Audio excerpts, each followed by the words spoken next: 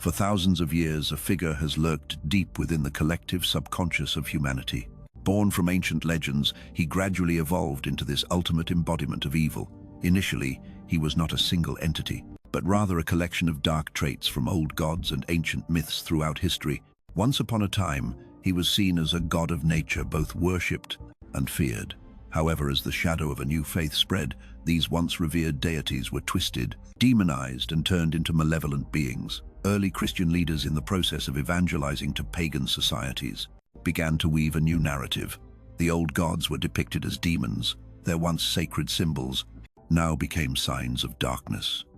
As time went on, this figure gradually evolved, absorbing elements of fear and superstition, becoming increasingly sinister and stepping into darkness.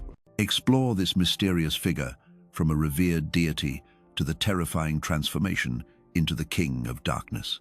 Uncover the mystery of how fear, faith, and legend shaped the ultimate god of evil. This is the untold story of the birth of Satan, forged from humanity's deepest fears and hidden desires. Our journey begins in the ancient world, an era where the line between gods and demons was blurred. In the dense forests and wilds of Greece, there existed a deity named Pan, who had the feet and legs of a goat, but the torso of a man. He was a powerful symbol of the wild spirit of nature, roaming the woods, playing his eerie flute, causing both disturbance and fear. Although Pan's appearance was strange among the Greek gods, he was very popular. Pan was not an isolated figure. In different cultures, similar horned deities roamed the natural world. In Celtic tradition, there was a famous horned god, symbolizing animals and fertility, often depicted with antlers surrounded by wild animals. In ancient India, the god Pashupati, lord of the beasts, had similar features, blending human and animal forms. These deities were worshipped, and people connected with them through rituals and myths, exploring the mysteries of nature. Their appearance represented power and masculinity, their forms connecting the human and divine realms. However, with the rise of new religious ideas, perceptions of these gods began to change. In early Christianity, these horned gods were not immediately seen as evil, but as the new faith spread, the church sought to distinguish itself from pagan traditions. The once revered Pan and his counterparts were reinterpreted. Their wild and untamed aspects were given a sinister and threatening image. This transformation was gradual but intentional. The early church leaders began to portray these gods as dark, malevolent beings, associating their horns and animal features with demons. This was the first step in a long process of demonization, laying the groundwork for the creation of an ultimate evil figure, an image that would haunt the collective imagination of humanity for centuries to come. In this ancient world, the seeds of Satan were sown, rooted in the fear and awe of the unknown, waiting to be shaped by time and faith. As Christianity spread, its leaders faced a daunting task. They needed to distinguish their faith from the various pagan beliefs prevalent at the time. The spirits once revered and worshipped now became a threat to the new religion's consolidation of power. Early Christian leaders began to systematically reinterpret these ancient deities, then portraying them in a much darker light. The once wild and untamed spirits were gradually molded into symbols of evil. The horned god Pan became an easy target. The church began to portray him as a symbol of chaos and sin, a demonic figure rather than a nature god. This transformation was not limited to Pan. Other deities like the Celtic Cernunos and the Egyptian Set also underwent similar reinterpretations. It was during this period of religious upheaval that the word Satan began to take on a more definitive, evil meaning, derived from the Hebrew word Satan, meaning adversary or accuser. Satan was initially a more abstract concept in Jewish tradition, representing an obstacle or opponent. However, as Christianity developed, Satan was personified, absorbing the characteristics and imagery of these reshaped pagan deities. This fusion was convenient, combining the fearsome aspects of these old gods with the developing image of Satan. Early Christian leaders reinforced the narrative of the new faith, declaring its victory over the old beliefs. The horned beast-like figures that once symbolized fertility and natural forces now represented evil and temptation. This strategic demonization served a dual purpose. On one hand, it discredited old customs and discouraged pagan worship. On the other hand, it created a clear and terrifying enemy. The transformation was complete. The once revered had now become an embodiment of fear, setting the stage for the next phase in Satan's dark evolution. With the foundation of this new evil firmly established, Satan's image would continue to evolve, influenced by the teachings and fears of the church and its followers, preparing to play an even more sinister role in the centuries to come. As the image of Satan took shape, early Christian theology assigned him a paradoxical role, the ruler of hell. In this role, Satan was not yet the pure embodiment of evil, but a necessary enforcer of divine justice, a cosmic prosecutor, acting within the will of God. Hell itself, a place of torture and punishment, drew from multiple cultures. In ancient Mesopotamia, there was a gloomy underworld ruled by the goddess Ereshkigal. The Greeks spoke of the dark realm of Hades, which was the abode of the dead. The Norse believed in Helheim, a cold realm, ruled by Loki's daughter Hel. These different descriptions collectively shaped the Christian concept of hell, a place where sinners suffer eternal damnation. Early Christian texts like the Apocalypse of Paul and the Apocalypse of Peter vividly depicted hell as a place of endless fire and suffering. It was a realm where the wicked would be tormented by their sins and demonic beasts. Satan's role in this domain was that of the ultimate warden, ensuring divine punishment was carried out. This role was reinforced by theological writings and sermons. During this period, Satan was still seen as a kind of collaborator, an entity that sealed the fate of sinners. Early church leaders like Tertullian and Augustine spoke of Satan's duties in hell, portraying him as an instrument of God's justice. He was seen as a necessary part of the divine order, a being that tested the faithful and punished the wicked. However, this depiction was not without its contradictions. While Satan was initially seen as an enforcer, he also began to exhibit traits of a tempter and deceiver.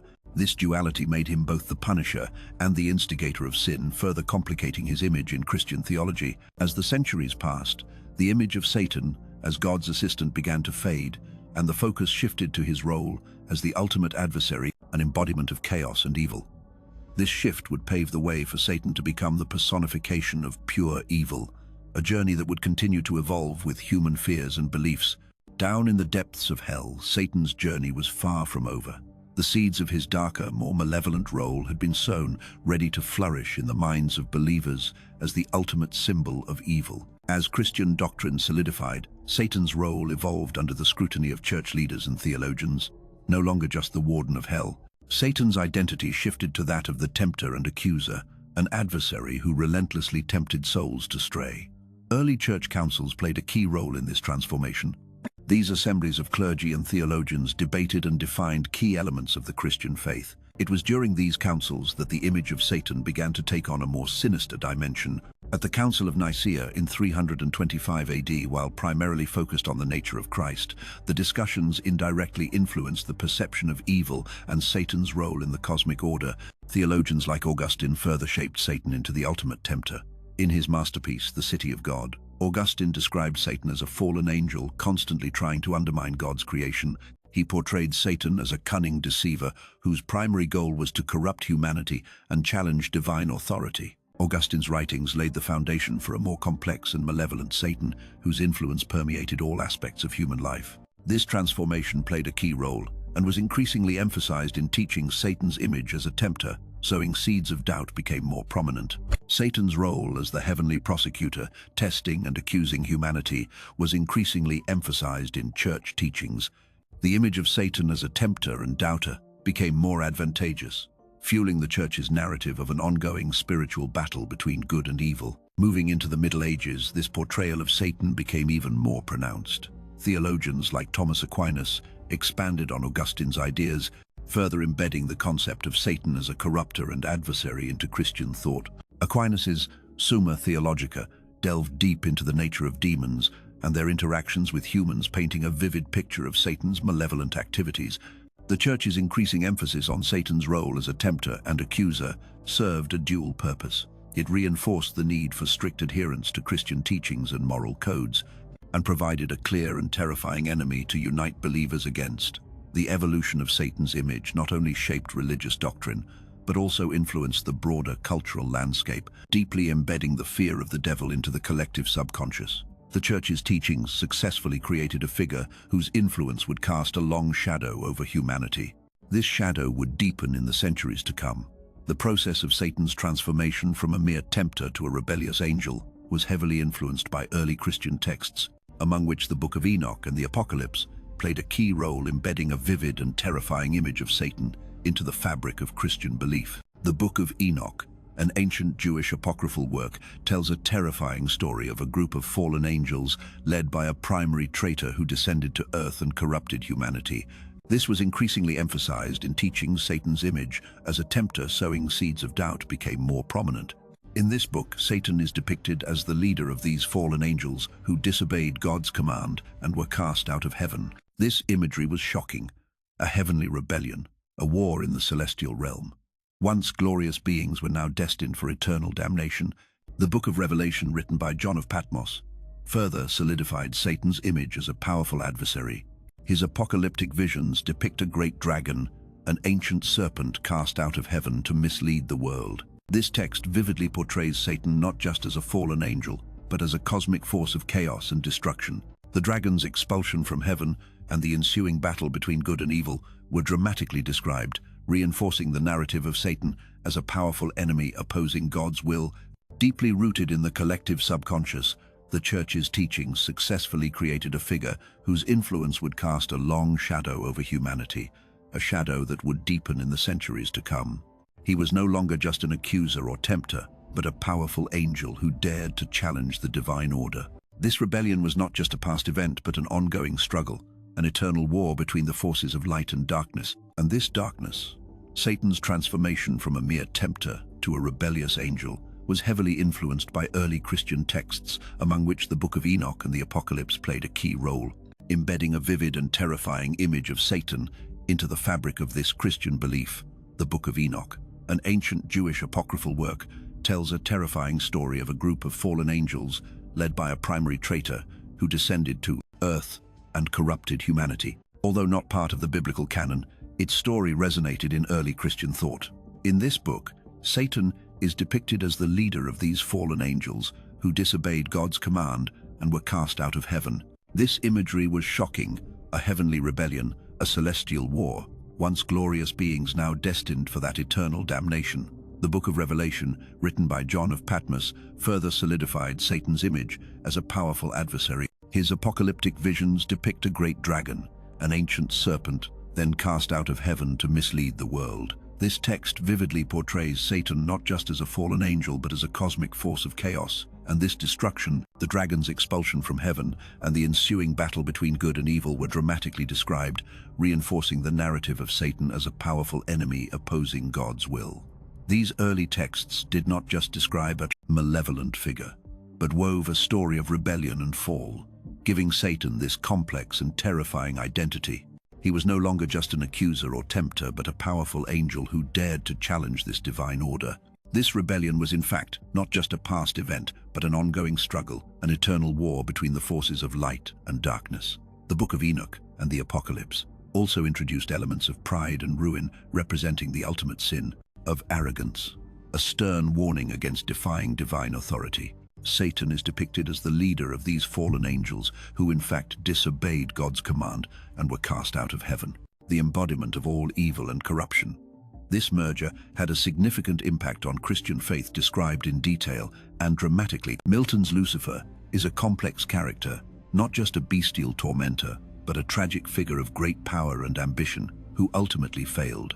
As the Middle Ages waned and the Renaissance dawned, the fear of Satan took on new and more terrifying forms.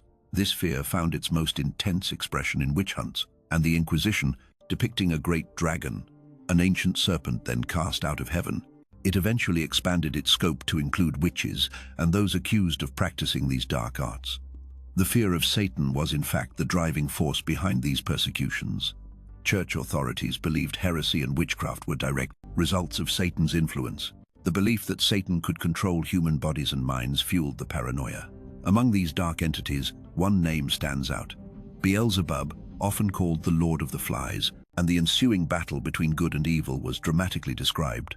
The structured hierarchy of the celestial order, Beelzebub, was often depicted as a fly, Leviathan, a giant sea serpent borrowed from ancient Near Eastern myths, was reimagined as a logical synthesis, serving multiple purposes.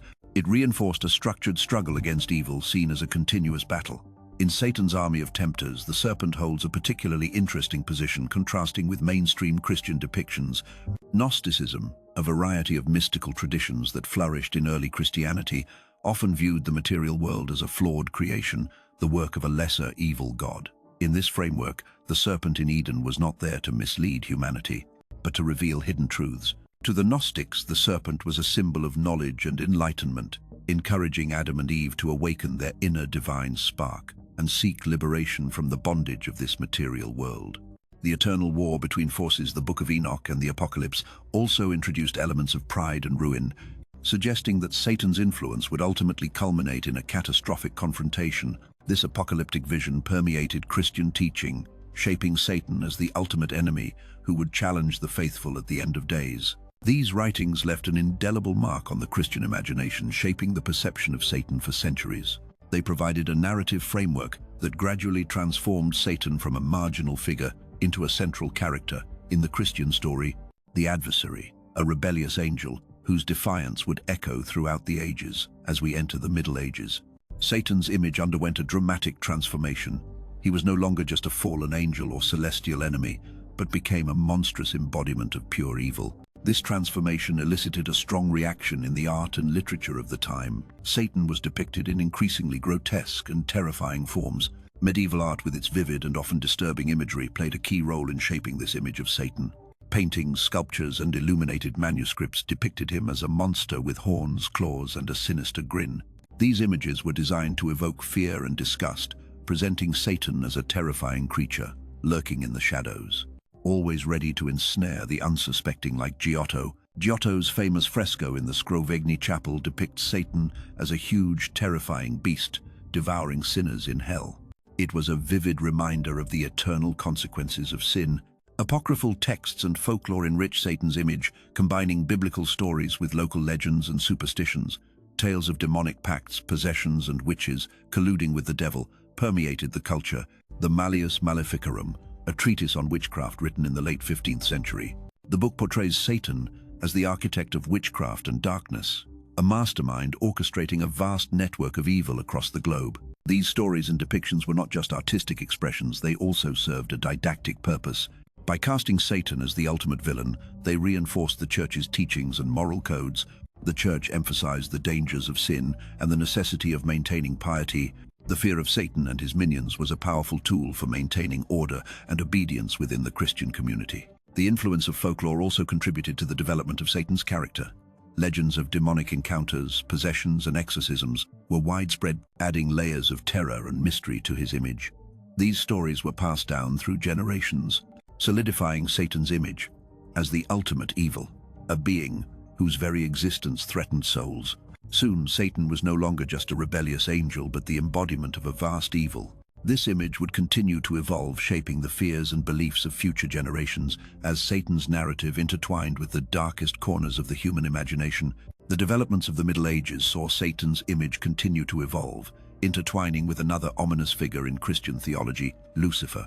The story of Lucifer the Lightbringer added a layer of complexity and darkness to the already terrifying image of Satan. Lucifer's fall originates from the book of Isaiah in the Bible, describing the fall of a being called the Morning Star. This passage, originally thought to refer to the king of Babylon, was later interpreted by Christian theologians as an allegory for a rebellious angel cast out of heaven. Lucifer, once the most brilliant of angels, sought to usurp God's throne and was banished to the depths of hell as punishment. His name, Lightbringer, became synonymous with pride, rebellion, and ultimate disgrace. The theological implications of this story were profound. Lucifer's rebellion represented the ultimate sin of arrogance, a stern warning against defying God. This narrative served as a powerful prophecy, revealing the consequences of pride and ambition, illustrating the eternal punishment awaiting those who dare to challenge God's supremacy. As Christian theology developed, the identities of Lucifer and Satan began to merge, representing the ultimate sin of arrogance, a stern warning against defying divine authority. This narrative served as a powerful prophecy. By the medieval period, Lucifer and Satan were often seen as the same being, the embodiment of all evil and corruption. This merger had a significant impact on Christian faith. The combined narrative of Satan and Lucifer as fallen angels reinforced the concept of a cosmic struggle between good and evil. This merger did not happen immediately, but over centuries of theological debate and interpretation. This belief permeated sermons, writings, and teachings, influencing how believers perceived the world and their place in it. The embodiment of all evil and corruption. This merger had a significant impact on the Christian faith. John Milton's Paradise Lost, published in the 17th century, provided a detailed and dramatic account of Lucifer's rebellion and fall. Milton's Lucifer is a complex character, both tragic and terrifying, whose eloquent rebellion and subsequent fall into hell captured people's imagination, highlighting the dangers of pride. This narrative of rebellion and fall fleshed out Satan's character, not just a bestial tormentor, but a tragic figure of great power and ambition who ultimately failed. The fusion of Lucifer and Satan created a being intrinsically intertwined with pride, rebellion, and eternal damnation. Providing a detailed and dramatic description, Milton's Lucifer is a complex character. This fear found its most potent expression in the witch hunts and the Inquisition.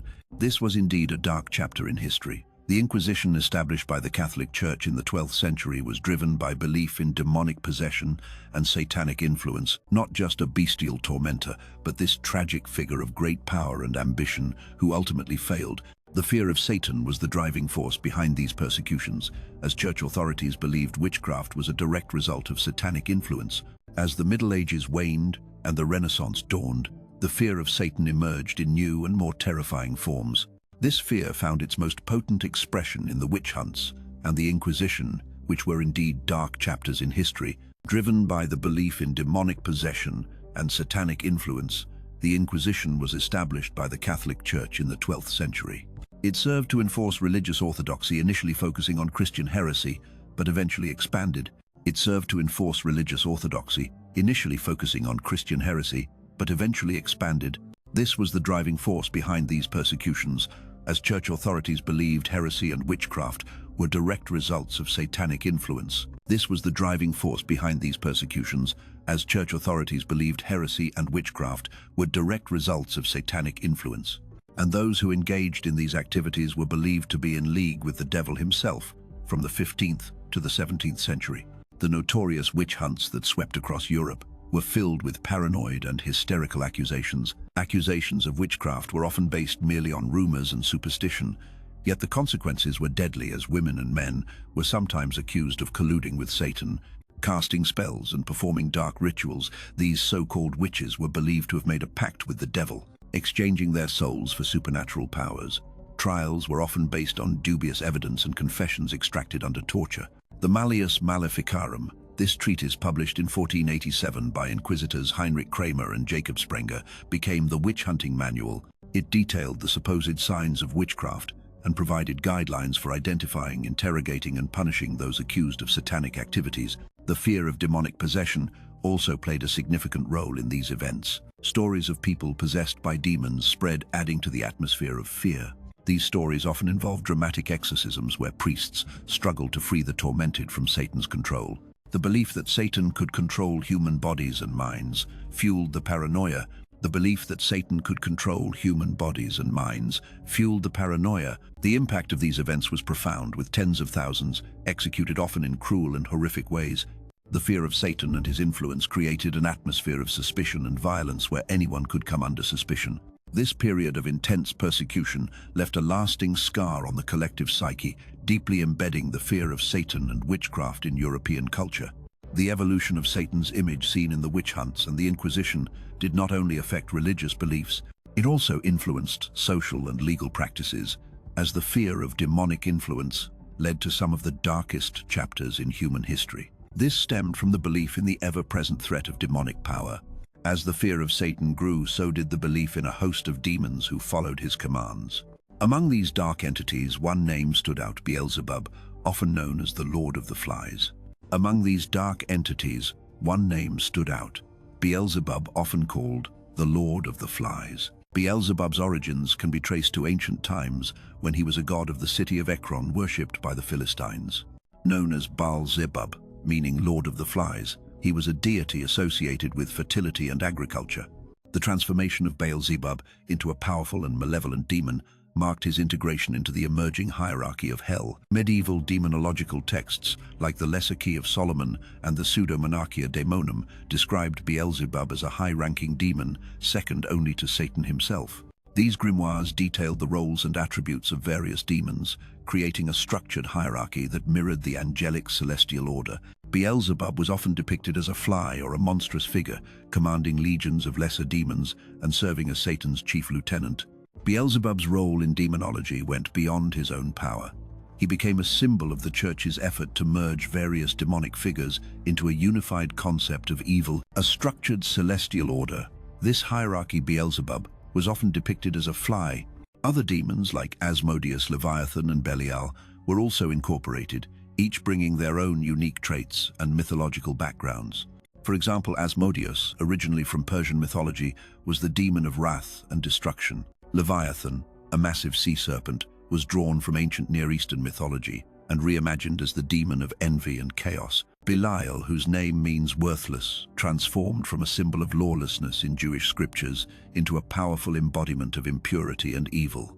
This demonology was a logical synthesis, serving multiple purposes. It reinforced the idea of a structured, organized realm of evil directly opposing the celestial order. It also provided a framework for understanding and combating the forces of darkness, attributing various sins and vices to specific demons. Leviathan, a massive sea serpent, was drawn from ancient Near Eastern mythology and was reimagined as the integration of these different demonic figures further solidified Satan's role as the ultimate adversary. Satan was not just a solitary being, but the leader of a vast and terrifying army, with each member posing a collective threat to humanity. A logical synthesis, serving multiple purposes, it reinforced a structured. In Satan's army of tempters, no figure is more influential than the serpent in the Garden of Eden. This creature, central to the story of humanity's fall, has various interpretations in different theological and philosophical traditions, especially in Gnosticism. The serpent holds a particularly interesting position in stark contrast to its portrayal in mainstream Christianity. Gnosticism, a diverse mystical tradition in early Christianity, often saw the material world as a flawed creation, the work of a lesser, malevolent god. Within this framework, the serpent in Eden was not meant to mislead humanity, but to reveal a hidden truth. To the Gnostics, the serpent was a symbol of knowledge and enlightenment, encouraging Adam and Eve to awaken their inner divine spark and seek liberation from the material world. This struggle with evil was seen as a continuous battle within Satan's army of tempters. This interpretation presents the serpent as a messenger of higher wisdom, opposing the Creator and seeking to free humanity from the material world. However, as Christianity sought to establish a unified doctrine, these Gnostic interpretations were deemed heretical. The serpent holds a particularly interesting position in stark contrast to its portrayal in mainstream Christianity. Gnosticism was a diverse mystical tradition that flourished in early Christianity, often viewing the material world as a flawed creation, the work of a lesser, malevolent god. Within this framework, the serpent in the Garden of Eden was not meant to mislead humanity, but to reveal a hidden truth. For the Gnostics, the serpent was a symbol of knowledge and enlightenment, encouraging Adam and Eve to awaken their inner divine spark and seek liberation from the bondage of this material world. In texts like the Gospel of Philip and the Apocryphon of John, in such texts, Eve's act of taking the fruit was seen as a heroic deed, a necessary step towards true understanding and spiritual awakening. This interpretation would present the serpent as a messenger of higher wisdom, opposing the Creator, seeking to liberate humanity from the material world. However, as Christianity sought to establish a unified doctrine, these Gnostic interpretations were deemed heretical. The mainstream Christian narrative solidified the serpent's role as the deceiver and the agent of original sin. This shift was crucial in transforming the serpent into a symbol of ultimate evil. The Book of Revelation, written at the end of the 1st century, played a key role in this transformation by explicitly linking the serpent of Eden with the great dragon, that ancient serpent who is called the devil, and Satan, who deceives the whole world. This connection was further reinforced by early church fathers like Irenaeus and Augustine. They emphasized the serpent's role in the fall of man and its alignment with Satan's rebellious nature. Over time, the serpent's identity merged seamlessly, with Satan's becoming part of a broader narrative. This transformation was reflected in art, literature, and sermons, where the serpent was consistently depicted as a sinister force, symbolizing temptation and moral corruption. Thus, the fusion of the serpent and Satan deepened his association with deceit and betrayal. It reinforced the idea that Satan's primary weapon is not brute force, but cunning and manipulation, a creature seeking to undermine God's creation through trickery and subversion. The serpent's transformation into Satan was a gradual and purposeful process. This process was accompanied by theological debates and the consolidation of Christian doctrine. This metamorphosis not only solidified Satan's role as the ultimate adversary, but also ensured fear of his influence permeated all aspects of religious and cultural life. The concept of hell as a place of eternal punishment and damnation evolved alongside the figure of Satan. As Christianity grew and its doctrines became defined, hell transformed from a vague concept into a vivid, terrifying realm where the wicked would suffer for eternity. Early Christian texts and theological writings laid the foundation for this terrifying place. The Apocalypse of Peter and the Apocalypse of Paul provided some of the earliest descriptions depicting hell as a fiery place where sinners suffered endless torment. These writings portrayed hell as a necessary counterbalance to heaven, a place where divine justice was meted out by Satan and his demons. Over the centuries, these ideas took shape, fueled by the growing fear of Satan's influence. Hell became not only a place of punishment, but also the domain where Satan ruled over the damned. This depiction served to warn believers of the consequences of sin and to emphasize the omnipresence of Satan's power. However, it was during the Middle Ages that the concept of hell took on its most vivid and detailed form. This is largely thanks to Dante's Divine Comedy.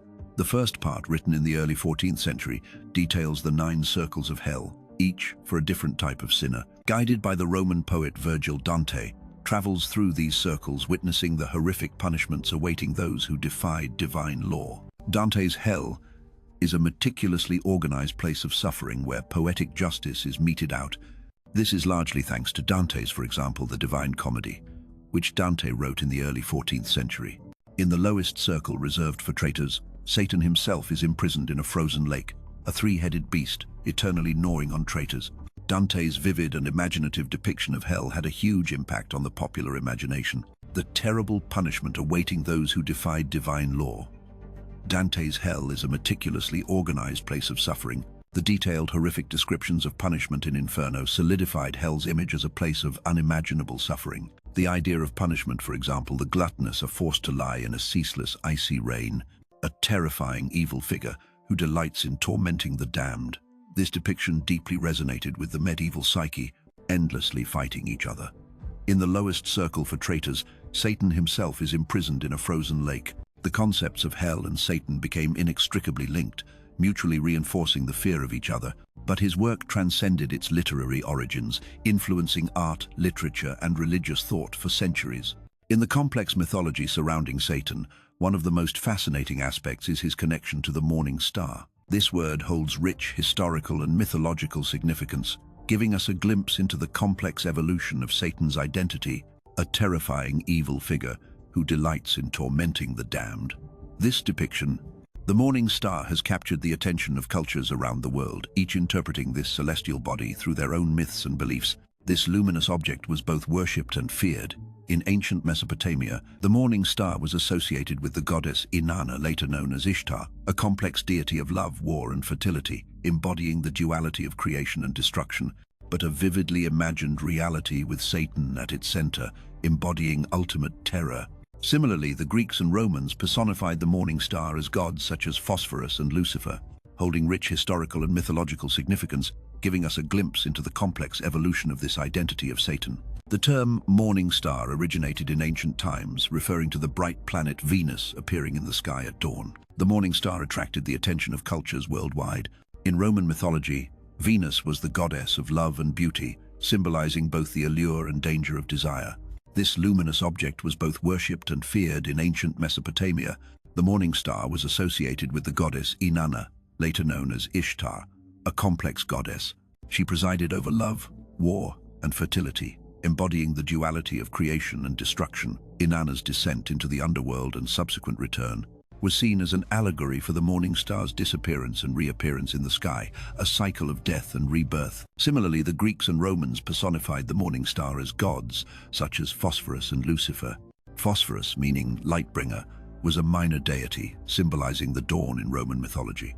Lucifer was a title for Venus, the light-bringer before sunrise, in Aztec culture. The morning star was associated with Quetzalcoatl, the feathered serpent god of wind, air, and knowledge, embodying the creative and destructive forces of nature. The god of air and knowledge, embodying the creative and destructive forces of nature. The feathered serpent's dual identity as an enlightener and a sacrificer reflects the morning star's dual nature of light and danger. In Roman mythology, Venus was the goddess of love and beauty. She symbolized the allure and danger of desire. As Christianity spread, it absorbed and reinterpreted these ancient symbols. The transformation of Lucifer, the morning star, into Satan, the fallen angel, was a key moment in this process. In the Hebrew Bible, particularly in the book of Isaiah, there is a mention of a shining son of the morning who sought to ascend to heaven but was cast down to the earth. This passage, originally thought to refer to a Babylonian king, was later interpreted by Christian theologians as a metaphor for the fallen angel. His name means light bringer or morning star. This image of Jesus in the New Testament further complicates this connection. In the book of Revelation, Jesus calls himself the bright morning star, highlighting the duality of this symbol. Jesus represents light and salvation, while the fallen morning star Lucifer represents the perversion of that light, a being who turned light into darkness through rebellion. The historical context of the morning star as Venus also played a role in shaping these interpretations. In many ancient cultures, Venus was seen as a dual entity, both the morning star and the evening star. This duality reflects the complex nature of Lucifer, Satan, who possessed the potential for divine enlightenment, but also held the danger of ultimate damnation. For centuries, the image of Satan as the morning star has been a powerful symbol of fallen grace and corrupted beauty. It serves as a reminder that there is a fine line between ambition and hubris, between enlightenment and destruction. Art of the Middle Ages and Renaissance often depicted Satan with elements of his celestial origins, blending the beauty of the morning star with demonic grotesque features. This fusion highlighted the process of divine beauty falling into demonic horror, reinforcing the moral lesson that even the brightest light can fall into darkness. The once bright angel, now cast into the depths of hell, reflects humanity's own struggle with the temptations of pride and rebellion, good and evil, light and darkness. These ancient dichotomies continue to influence us today. This complexity can be seen in many characters in popular culture, who are both heroes and villains. The morning star. This bright celestial body has appeared in myths since ancient times. A legendary bright celestial body, symbolizing both hope and warning, it transcends time and space, becoming an eternal symbol for humanity. From divine beauty to ultimate evil, the symbol of the morning star has undergone a tremendous transformation in meaning, reflecting how ancient myths and religious ideas have profoundly shaped our understanding of the world and ourselves. The image of Satan left a significant mark on the literature and art of the Middle Ages and the Renaissance. The image of this demon changed dramatically with the times. In early medieval art, Satan was often depicted as a monstrous, beast-like creature, representing pure evil and chaos. These images were used to frighten people and reinforce the Church's teachings about the consequences of sin and the power of evil. By the Renaissance, art began to change. Artists started to give Satan more complexity and emotion. In Botticelli's painting, Satan appears in a chaotic and terrifying hellscape, surrounded by strange and frightening things. This painting shows Satan and hell through the eyes of medieval people. This very grotesque and terrifying image of Satan's influence extends far beyond the Middle Ages and the Renaissance. His shadow can be seen in modern literature, films, and popular culture. This dark figure is constantly being adapted and reshaped, reflecting people's changing fears and interests. The image of Satan in modern literature has become complex, sometimes a villain, sometimes an anti-hero. For example, in The Master and Margarita, Satan disguised as Woland arrives in Soviet Moscow, exposing the hypocrisy and corruption of society. This Satan is both charming and evil, punishing the wicked while exposing the ugliness of human nature. In Neil Gaiman's The Sandman series, Lucifer is a genuinely complex and multifaceted character who abandons his throne in hell to seek freedom and self-discovery. Lucifer is a genuinely complex and multifaceted character who abandons his throne in hell to seek freedom and self-discovery. Films have also had a significant impact on the modern perception of Satan. In The Exorcist, the terrifying exorcism scenes and the battle between good and evil left a lasting impression on the horror genre. The Omen further explored Satan's influence, depicting the birth of the Antichrist. It left a deep impression as The Omen further explored Satan's influence, showing the birth of the Antichrist, placing it in an ordinary setting, blurring the lines between reality and the supernatural. The figure of Satan is common in popular culture, both terrifying and mysterious. The TV series Lucifer transformed Satan into a charming anti-hero. It gave people a new perspective on him, reflecting a shift in the popular understanding of Satan Satan is no longer just pure evil, but a character with depth and complexity, possessing a rebellious spirit, while also searching for meaning. In music, the image of Satan has also truly evolved, starting with blues legend Robert Johnson and his legend of trading his soul for music to the provocative lyrics of bands like Black Sabbath and Slayer. Satan has always been a popular theme for musicians. These modern portrayals of Satan continue to explore themes of temptation, power, and rebellion. Culturally, Satan is used to challenge social norms and question authority. As a figure of rebellion against divine authority, he represents individualism and the spirit of resistance. At the same time, the fear of him reminds us of the consequences of straying from the moral path. This is based on centuries of cautionary tales in religious and cultural stories. In modern society, the figure of Satan also appears in some religious movements, most notably modern Satanism. This complex and often misunderstood phenomenon explores individualism, rebellion, and the nature of evil. This is very different from the traditional image of Satan. Modern Satanism primarily formed in the mid-20th century. Its founder, Anton established the Church of Satan in 1966. The Satanic Bible presents a philosophy that emphasizes self-interest, self-empowerment, and skepticism towards traditional religious teachings. LaVey did not advocate for the worship of a literal devil, but used Satan as a symbol of the desirous and rebellious aspects of human nature, representing the pursuit of knowledge and freedom from oppressive moral constraints. This interpretation of Satan is rooted in historical concepts, but reinterprets them for contemporary society. LaVey's Satan represents an archetype of rebellion against mediocrity and conformity, reflecting the figure's long-standing role in challenging authority and subverting traditional norms. From this perspective, modern Satanism draws on the image of Satan from mythological and literary traditions as a rebellious, intelligent being and transforms it into a framework for personal and philosophical exploration. There are many misconceptions about modern Satanism, often fueled by sensationalized media reports and cultural fears. Many people mistakenly believe that Satanists commit crimes, worship the devil, and perform evil rituals. These stereotypes are largely the result of the satanic panic of the 1980 seconds and 1990 seconds, which completely distorted the actual beliefs and practices of most self-proclaimed Satanists. Modern Satanism encompasses a variety of beliefs and practices. For example, the Church of Satan emphasizes atheism and materialism, completely denying the existence of supernatural forces. Rituals in this tradition are mostly symbolic. Their purpose is to enhance psychological strength, not to summon actual demons. Other groups like the Satanic Temple focus more on political action and social justice, using the image of Satan to advocate for the separation of church and state, religious pluralism, and individual rights. Some of the Satanic Temple's activities, such as erecting a statue of Baphomet in public spaces to counter religious monuments, highlight the movement's focus on challenging religious privilege and promoting secularism. This practice reflects a broader interpretation of Satan as a symbol of rebellion against tyranny and the imposition of religious beliefs on public life.